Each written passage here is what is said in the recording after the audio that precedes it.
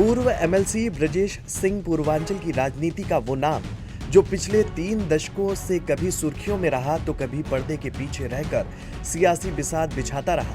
लेकिन अब पहली बार ब्रजेश सिंह ने खुद चुनावी रण में उतरने का ऐलान कर बनने वाले कई राजनीतिक समीकरणों को ध्वस्त कर दिया है। 2027 का विधानसभा चुनाव लड़ने की उनकी घोषणा ने सिर्फ एक सीट नहीं बल्कि पूरे पूर्वांचल की राजनीति में हलचल मचा दी है। और वो कैसे, जानेंगे इस वीडियो में। मीडिया रिपोर्ट्स की माने तो हाल ही में वाराणसी के 80 घाट में पप्पू की चाय की दुकान पर पहुंचे ब्रजेश सिंह ने साफ कहा कि मैं विधानसभा चुनाव लड़ूंगा और कहां से लड़ूंगा इसकी जानकारी जल्द दूंगा।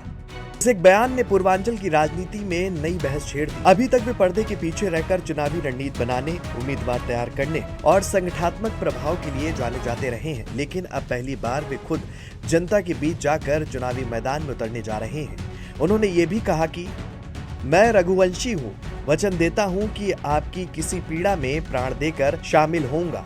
यही वो बयान है जिसने सियासी तपिश को बढ़ा दिया है। समर्थक इसे उनकी सक्रिय राजनीति पारी की औपचारिक शुरुआत मान रहे हैं। पूर्वांचल की राजनीति को समझने के लिए उसके जातीय समीकरण को समझना जरूरी है।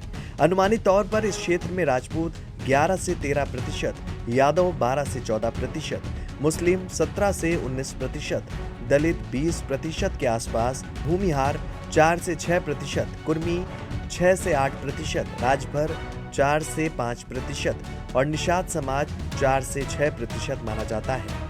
इनमें से कई जातियां अलग अलग सीटों पर निर्णायक भूमिका निभाती हैं और यही वजह है कि हर राजनीतिक दल इन वर्गों को साधने की कोशिश करता है। माना जा रहा है कि ब्रजेश सिंह की सक्रियता विशेष रूप से राजपूत और भूमिहार मतदाताओं के बीच एक राजनीतिक संदेश के रूप में देखी जा सकती है। चर्चा है कि ब्रजेश सिंह वाराणसी, चंदौली या जौनपुर की किसी अहम विधानसभा सीट से चुनाव लड़ सकते हैं। हालांकि अभी उन्होंने सीट का खुलासा नहीं किया है, लेकिन राजनीतिक जानकार मानते हैं कि अगर वे इन क्षेत्रों में चुनावी मैदान में उतरते हैं तो इसका असर सिर्फ एक सीट तक सीमित नहीं रहेगा, बल्कि आसपास की कई विधानसभा सीटों के समीकरण भी प्रभावित हो सकते हैं। ब्रजेश सिंह की एंट्री ऐसे समय हो रही है जब समाजवादी पार्टी 2024 लोकसभा चुनाव के बाद अपने पीडीए यानी कि पिछड़ा, दलित और अल्पसंख्यक फॉर्मूले को और मजबूत करने में जुटी है। दूसरी ओर बीजेपी गैर यादव, ओबीसी, सवर्ण और लाभार्थी वर्ग के साथ अपना सामाजिक गठबंधन बनाए रखने की रणनीति पर काम कर रही है।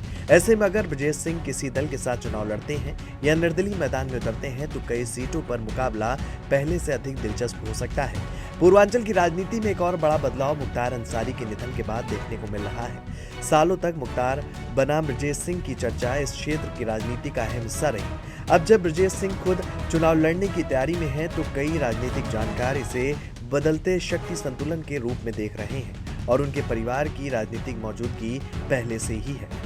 उनकी पत्नी अन्नपूर्णा सिंह विधान परिषद सदस्य हैं, जबकि भतीजे सुशील सिंह विधायक हैं। ऐसे में अब उनकी व्यक्तिगत चुनावी एंट्री को भी खास महत्व दिया जा रहा है। इसी बीच घोसी के पूर्व सांसद अतुल राय की बढ़ती सक्रियता ने भी पूर्वांचल की राजनीति को और रोचक बना दिया है। राजनीतिक चर्चाओं में माना जा रहा है कि आने वाले समय में गाजीपुर, मऊ, वाराणसी और चंदौली जैसे जिलों में मुकाबला पहले की तुलना में अधिक बहुकोणीय हो सकता है। हालांकि इसका वास्तविक असर उम्मीदवारों, गठबंधनों और चुनावी परिस्थितियों पर निर्भर करेगा। फिलहाल इतना तो तय है कि 2027 के विधानसभा चुनाव से पहले ब्रजेश सिंह की इस घोषणा ने पूर्वांचल की राजनीति में नई ऊर्जा और नई बहस दोनों पैदा कर दी है। अब ये लड़ाई सिर्फ सीट जीतने की नहीं बल्कि पूर्वांचल और राजनीतिक वर्चस्व, जातीय समीकरण और नेतृत्व की नई परिभाषा तय करने की लड़ाई बनती हुई नजर आ रही है।